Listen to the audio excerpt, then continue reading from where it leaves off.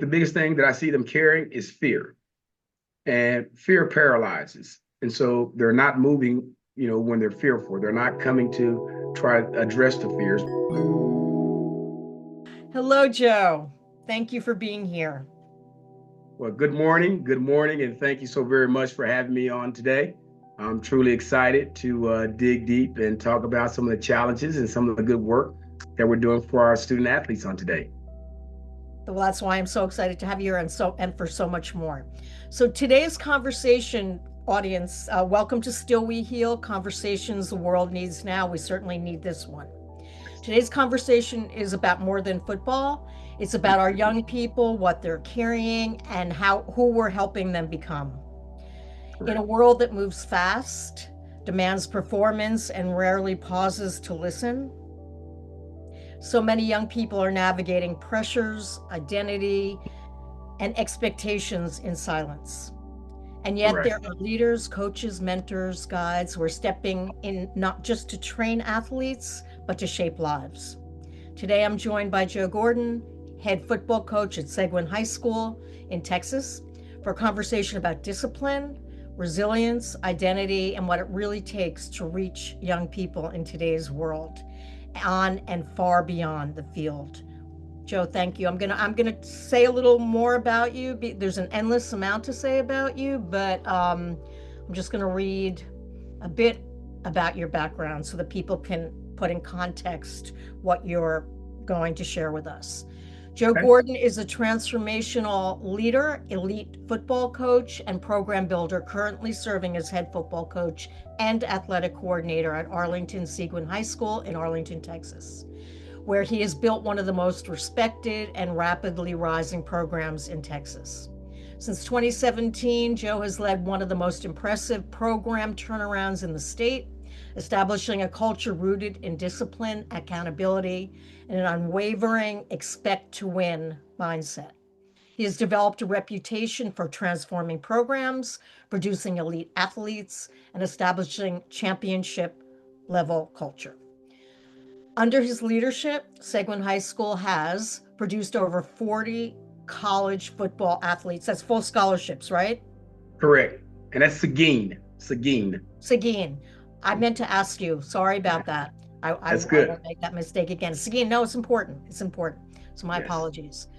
He's achieved back-to-back playoff appearances, doubled program participation and engagement, and built a strong brand presence through strategic marketing and community partnerships. As a player, Joe Gordon competed at the highest levels, playing defensive back at Kansas State before continuing his career with the St. Louis Rams and NFL Europe. Throughout his career, Gordon has developed and coached numerous elite athletes, including NFL standouts such as Tyler Lockett, Tyreek Hill, and Cody Whitehair, along with multiple all conference and nationally ranked defensive units. Joe's impact extends far beyond wins and losses. He has built a comprehensive program that develops young men both on and off the field, preparing them for success in college, careers, and in life. So, this is an extraordinary person we have here to be able to get his insights into how we can help young people to rise. Right. Thank you again, Joe. Thank you. I'm excited to be here. Absolutely. Absolutely. Okay, so I'm gonna get on with our questions. Um, Give me just one second. So, Joe, when you look at young people today, what do you feel they're up against that most adults don't fully understand? Well, that's a good question. I think the first thing that I get an opportunity to see firsthand is the amount of pressure that the today's youth are dealing with, that we didn't have to deal with back in the day. Today, our young people are dealing with pressures from almost every angle of their lives. And most of it is built into the world they were born into, being the Gen Zs. Growing up, with the Zoom, growing up with social media, growing up with the smartphones. Because of the technology and the enhancement of it, it has created in its own some additional pressures that are leading to some concerns that our young people are having to deal with.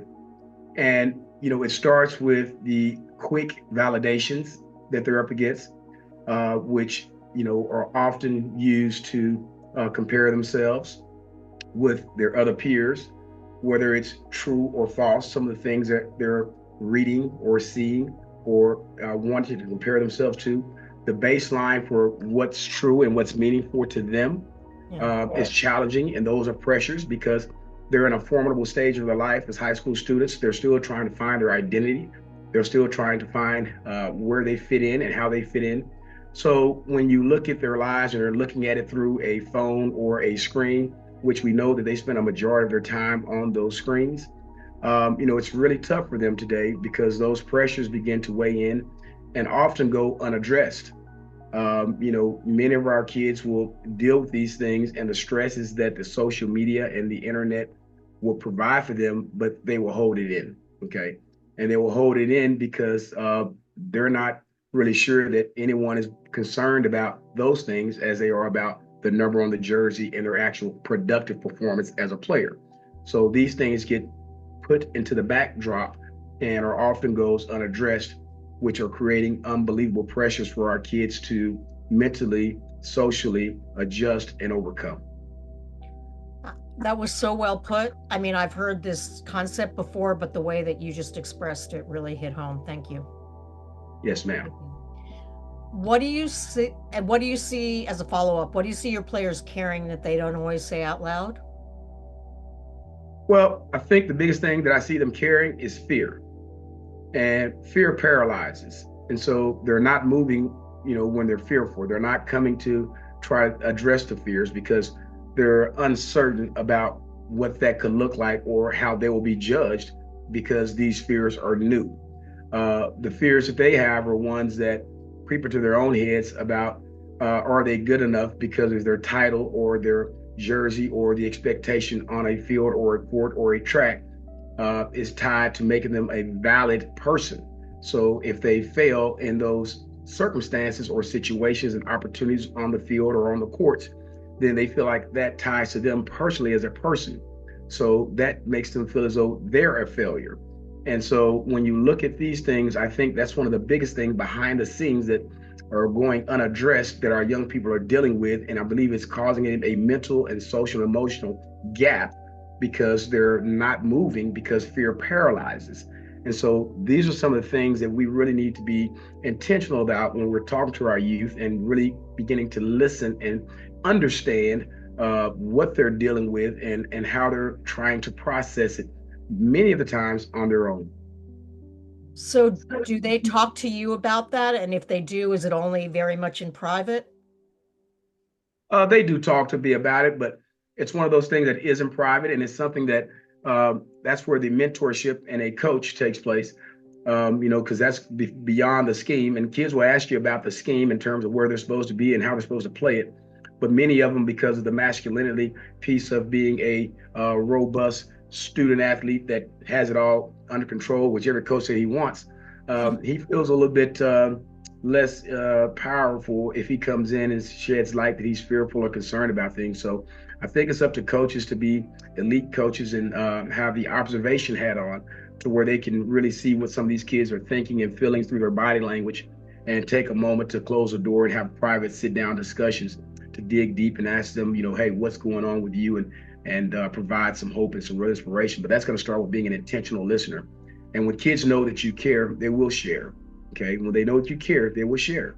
And then it's up to us to be intentional listeners and be good stewards of the information so we can help guide them through where they are in life. Yeah, well, maybe down the road you can create an intentional listener for coaches, kind of, because I think it's so needed in the world right now. I'd love to talk to you about that. I would love to do it. I would love to do it. Anything that we can do to help inspire our youth, our student athletes, I'm all on board for it. Yeah, I know that. So now coaching is leadership. What does being a coach mean to you beyond the game? Well, I think first and foremost, being a coach is a mentor for life. As you look at what a coach's role is, a coach is one that is in position to, number one, help guide, formulate, and create the future leaders of tomorrow. And with us here in Texas and being in football, I see many of our young men as the future leaders of our communities, future husbands, future fathers. And so we have a role here as head coaches to model just that and to understand that our daily actions and our daily activities and how we carry ourselves and the message we're sending aligns with the type of young men we're building. And so that in itself is a mentorship, and that goes far beyond the game. And that starts with our approach here at Seguin, where we tell our young men in our first team meetings, they will see a sign that says 95%. And what that speaks to is football will only last 5% of your life. If you're fortunate to play high school and college, it'll only represent 5%. So we're going to focus on the 95%. Okay. Oh, That's the mental stamina. wow. Okay. That's the knowledge that converts to cash. That's preparing them for the ultimate game of life where they will go and play that longer than any other stint. And so that's our focus here. And those are things that we really drive home into our young men. And that's why we say it starts in the meeting room, which also starts in the classroom, and they go hand in hand, because we know if we can tap into that, they're going to be, number one, better in the classroom, better when it comes to getting that job because their GPAs are higher and that employer is going to select them. They're going to be better for their team because they're better prepared, they're sharper, and they can be trusted. So I think that that approach and helping our young men understand why it starts up here, and it's all about the mentality before the reality. I think that really sets the stage for us and allows these young men to understand they're more than just an athlete. Fabulous. There's so much I want to say, but we're going to stay focused. um, what are you actually trying to build in a young person? So, the things that we want to build, number one, I think that all would agree with our futures and all our young men and women. Foundation of who we are is the discipline which we exhibit. So one of the things we want to do is develop discipline into our young student athletes, which gives them a foundation to control themselves. Now, with that being said, discipline can be thrown around in a lot of different ways, but we choose to say discipline with dignity here, okay? Because we're disciplined with dignity, allows our student athletes to better understand and to connect with us because we're coming from a place of love. And we understand that when you approach them with love, love never fails. And so we start with love, and then we get to the discipline. After we get that love and that discipline going, we want to make sure we're building a healthy, um, a healthy student athlete, one that understands the basics of life, which we say starts with respect. Respect will get you inside of doors, and lack of respect will keep you outside of the door. And so we want our young men and women to lead with respect.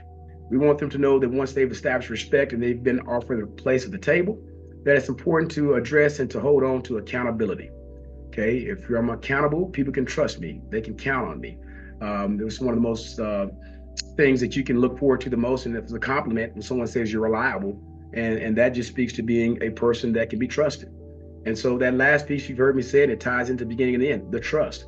We want to build trust because we know for any relationship, and everything starts with relationships in life, from the men they'll be to their wives, to the organizations they'll be committed to. The trust is everything, because once you have trust, people know that things are going to be as they are or they've been stated. And so the building blocks for us is going to be developing discipline with dignity, helping them understand how powerful respect is, and then just being accountable so that you can be trusted. That's what we're looking to build here. That's a game for our young student athletes. So I'm sure that many of them come from chaotic homes and neighborhoods, correct? Yes. So this must be Many, like the first time, right? That they're getting this container for themselves, right? correct. And, it's really neat. I've had an opportunity to coach, high school, college, Division I, Division II, junior college. And at the end of the day, kids are kids and people are people. But the foundations of who we are all remains the same. And so just taking an approach to really look at the inner men and women and to make sure that they're on track and those inner needs are being met first and foremost allows you to really connect with them on the field or off the field or on the court or off the court, and really guide them through the turbulent times and the highs and lows that life will present. And that's the goal of a coach, to be extended beyond the field. Well, it's something incredibly valuable you're giving to them, which is attested to by your 40 college scholarships. Well, and thank you. much more, and much more. So what are the values that you refuse to compromise on, no matter what the scoreboard says? Yeah, well, those values are some of the ones we just mentioned. Number one, we're not going to compromise who we are, our integrity, and how we operate. That's something that's who we are, and those are non-negotiables. We're not going to compromise our disciplines. We believe in life to do anything and become anything. You have to have discipline. You have to have a process to follow. So disciplines and our processes and disciplines are non-negotiables. Our integrity, which speaks to who we are on a daily and how we operate when no one's watching, those are also things that will not be non-negotiables. And so we help our young student athletes stand on those principles because we know if they can stand on those, they're going to be successful. And then last but not least, which is the most important of all, we won't compromise standing on love. And love is everything because to us in our program, love is bigger than anything that anyone can offer because we know love never fails. And so, regardless of the scoreboard, regardless of where we are in life, love never fails and God is love. So those negotiables, regardless of our circumstance, our situation, the outcome of the scoreboard, we're going to feel that love from within and we're not going to compromise that because that's something we get to control. And that's something we get to be in sales for every single day.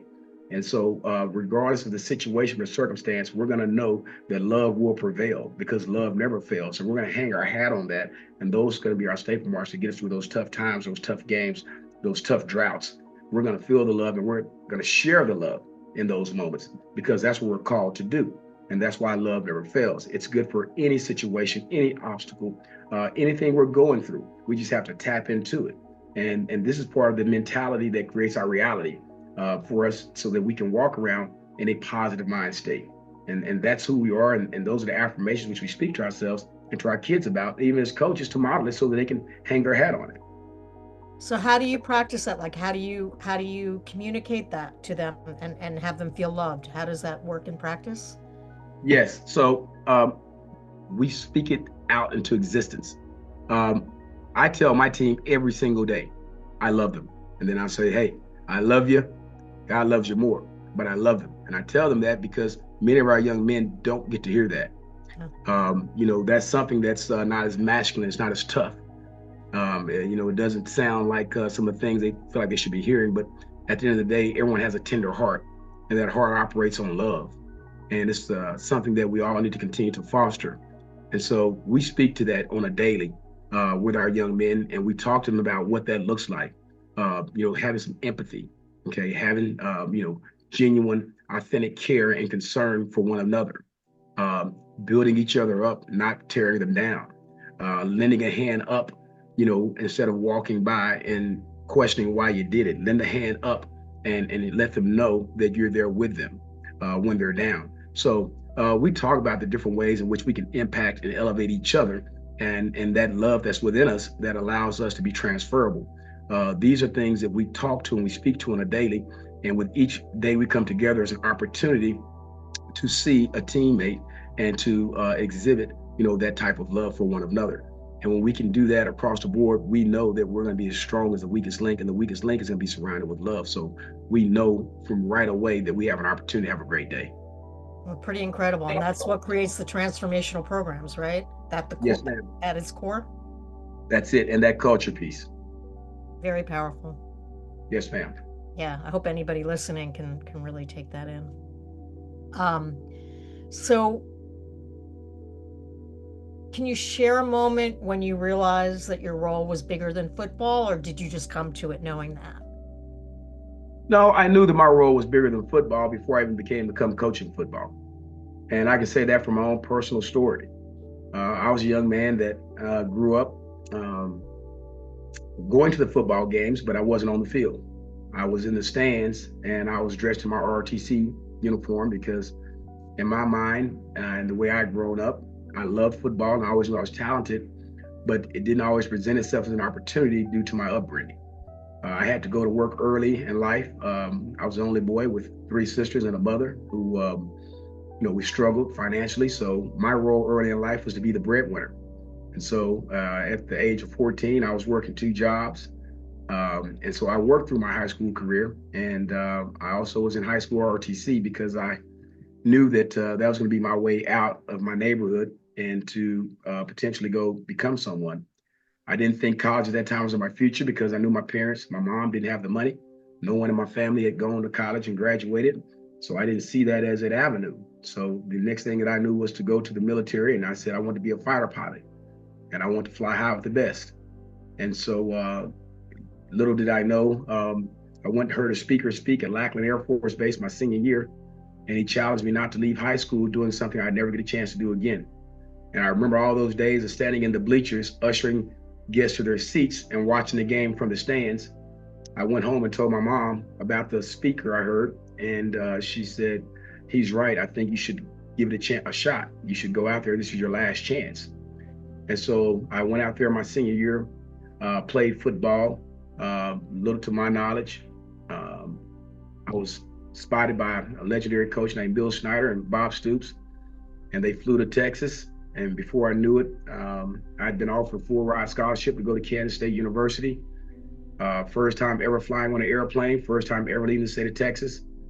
They flew me to Kansas, and from there, I never looked back. But it was those coaches who came and spotted me and told me what they saw in me and what I could become. It was also my high school coach at the time who told me that I was a bright young man, but I needed to clean up some of my foundation, some of my fundamentals that I was missing because of the unstable upbringing and moving around. So that high school coach sat with me before school and after school, and my weakest subject area in testing, which was math. Wow. He worked with me in math, and I'm thankful for him today because long after that, I went on to college. I never had any issues in math. I graduated early. After graduation, I went back, became a financial advisor, and got all of my series, investment 6, investment 7 series license, and became a partner in an investment advisory firm. It's something that no one thought was possible back when I was in high school.